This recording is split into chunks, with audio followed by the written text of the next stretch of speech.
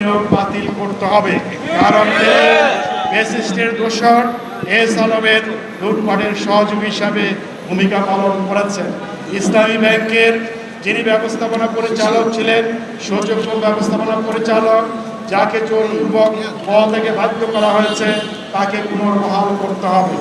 S আলমের যে সমস্ত শেয়ারগুলো আছে সেই শেয়ারগুলো নবোদয়ন করার মাধ্যমে তার যে সম্পদ রয়েছে সেই সম্পদ বিক্রি করে সেটা তার ঋণের সাথে সমন্বয় করতে হবে। পাশাপাশি যে সমস্ত সম্পদ তিনি দেশের বাইরে পাচার করেছেন সেই সম্পদ দেশে ফিরিয়ে আনার জন্য ব্যবস্থা গ্রহণ করতে হবে।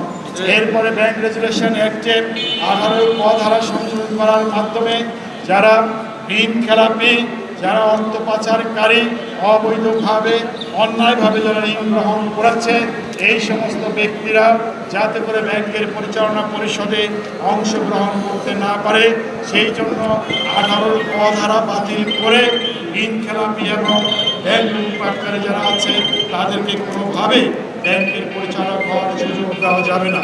আমাদের সর্বশেষ দাবি হলো যারা যে সমস্ত ব্যাংকগুলো থেকে অবৈধভাবে অর্থ লুটপাট করেছেন, অর্থ পাচার করেছেন, ব্যাংক লুটেরা, ব্যাংক ডাকাত সকলের আইনের আওতায় আনতে হবে। তাদের জন্য বিশেষ ট্রাইব্যুনাল গঠন করতে হবে, বিচারের আওতায় নিয়ে আসতে হবে, তাদেরকে উপযুক্ত শাস্তির আওতায় নিয়ে আসতে হবে। এই 5 দফা দাবি আদায় করার জন্য আমাদের নিয়মতান্ত্রিক আন্দোলনের কর্মসূচি অব্যাহত থাকবে ইনশাআল্লাহ।